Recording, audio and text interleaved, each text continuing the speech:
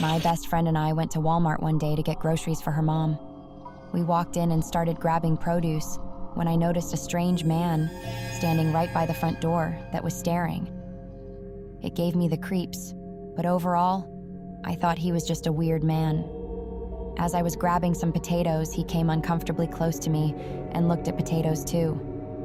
I walked away and went to my friend, who was about 20 feet from me. I didn't mention this man to my friend because I thought he just didn't know how to properly keep a distance between people. We finally made our way to the soup aisle, and here he comes, walking down the aisle right in between me and my best friend to look at chicken broth.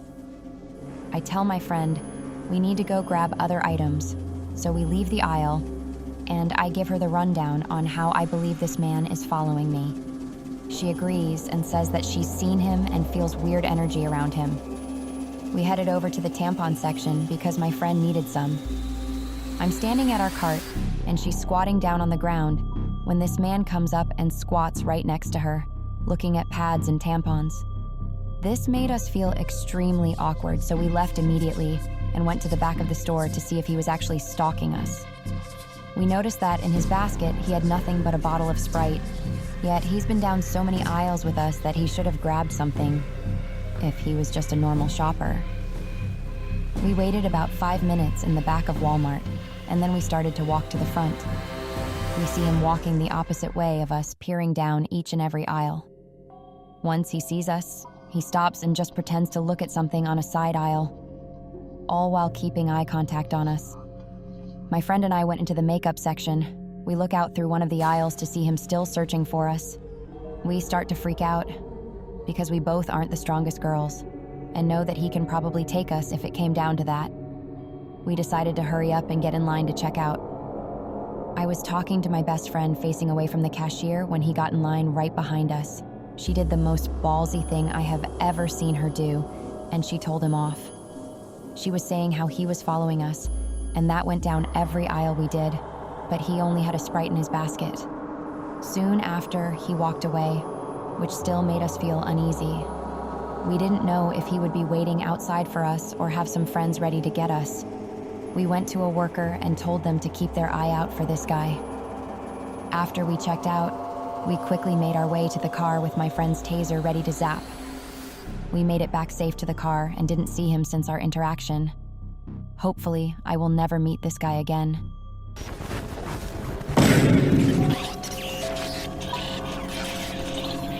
This is the story of the dumb decisions I made in February of 2019 while in a Tennessee Walmart.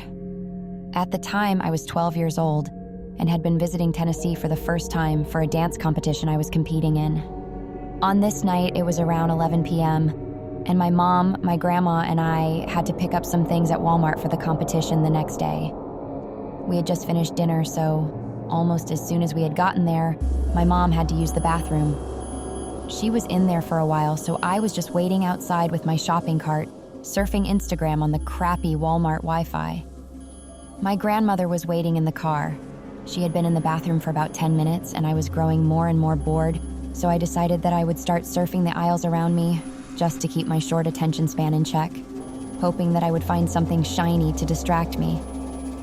I turned the third aisle, and once I was about halfway through, a shorter man with a plastic Walmart bag in his hand rounded the corner and started slowly stalking behind me. I didn't get a good look at him, but I could tell he was there.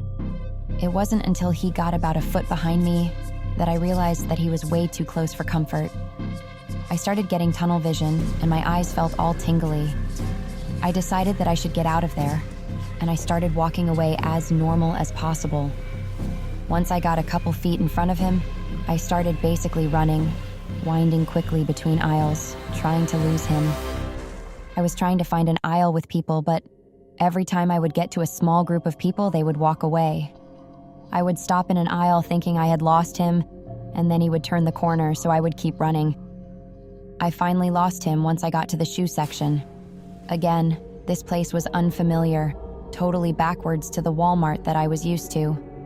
I didn't know how to get back to the bathrooms. I started following the walls until I made it back to the bathrooms after about 25 minutes had passed.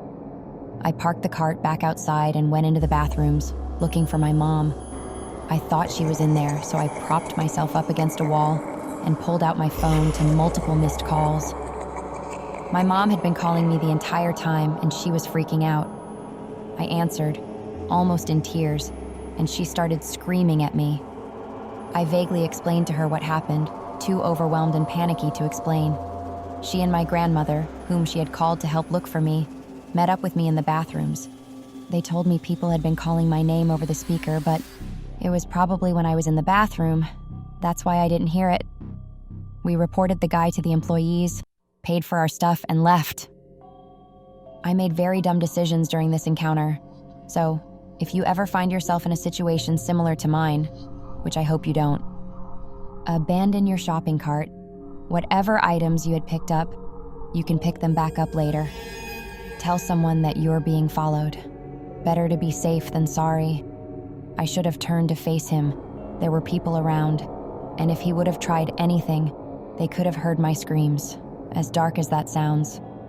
Most of the time when people face their attackers and show bravery, they get caught off guard. So to the creepy guy who followed me around the Tennessee Walmart, let's never ever meet again.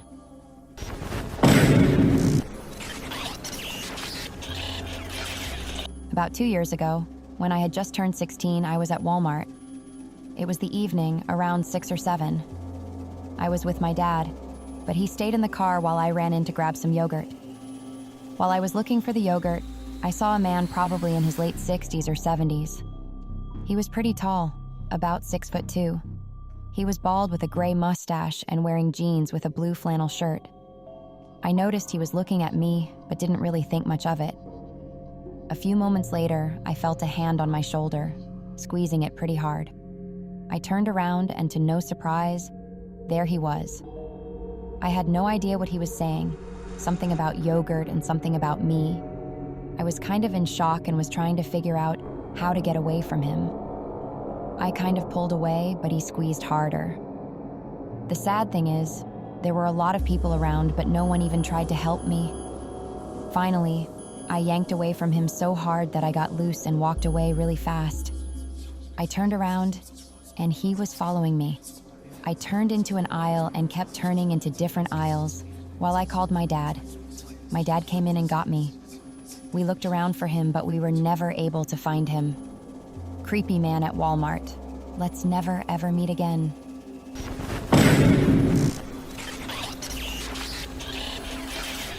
A couple of years ago, I stopped at a Walmart super early in the morning after leaving a friend's house to pick up a pet carrier. As I'm standing in the pet aisle deciding on my purchase, a very large and sweaty man walked around behind me and commented on my butt. I was wearing yoga pants. I was uncomfortable but tried to be polite when he asked me for my number. I apologized and told him that I had to leave.